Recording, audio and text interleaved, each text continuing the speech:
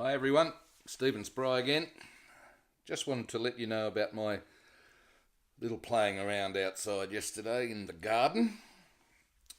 While I'm down here visiting my son in Canberra, I've got one job to do. You know the story. You had one job to do. Well, as you can see from the photo, this is the job that I had to do. There's an awful lot of weeds outside that needed attention. And they haven't been touched for some time, obviously, and we needed to get rid of them.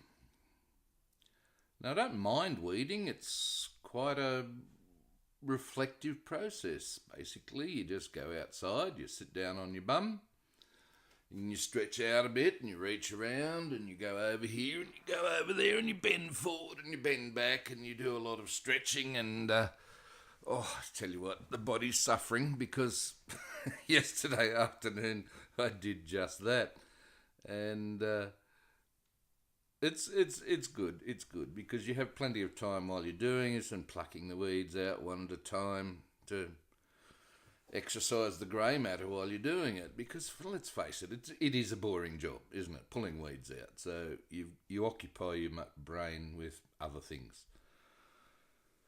And, I actually, while I was pulling these weeds out, I'm thinking, well, I'm a bit behind with my videos, so maybe I can make this into a video, and that's exactly what I've done.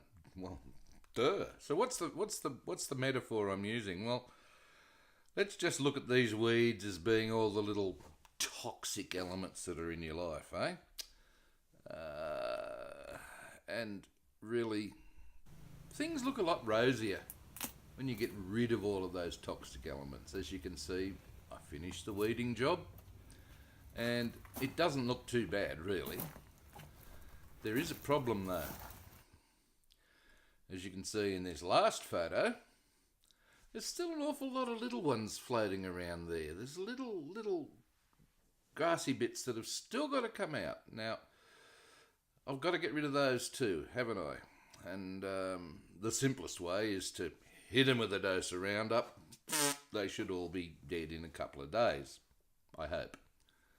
But even after you apply the Roundup, there's still going to be some that got out of that and are going to come back in another 6 or 12 months and haunt the crap out of you. And it's the same with looking at the toxic situations in your life. You can easily identify those really tall ones, those really big ones. There's really big weeds, and you can say, well, you can say nothing and you can do nothing about them, and they'll stay there and they'll keep growing and they'll keep having an impact on you. Every time you look out that window there, over there, you can see them. They're there, they're there. Put your head in the sand, don't do anything about them. Or, as I did yesterday, you can go out and you can grab them and you can just pull them out and throw them away. And as you can see, there's quite a lot that I had pulled out and threw away. So let's apply that to the toxic elements in your life. Where can we start? Facebook friends? Probably a lot of those aren't doing you any good, I'd imagine. Real friends, even if you've got any. Offline, offline, real friends. Probably got a few of those that you could probably regard as toxic. And you'll recognise them pretty easily. Every time you say something, they go, oh, really, Stephen? Come on, seriously, you're being an idiot. Or, that's it. Hey, you again, you've done it again. Well done, mate. Okay, get rid of them. Because all they're doing is just pushing you down. Or maybe not pushing you down, just keeping you down. So that's the big ones. They're the ones that are obvious. But, as this photo shows again, there's still a lot of little ones floating around all over the surface there. Now, they're harder to get rid of. And they'll require an ongoing dose of something in order to get those things out of your life. Weeding, a useful thing to do. So you've got your friends, you've got either online or offline, you've got things that might be happening at work that you're reacting to the wrong way, or things that are happening at school. All of these little things are there bugging you or holding you back or something like that.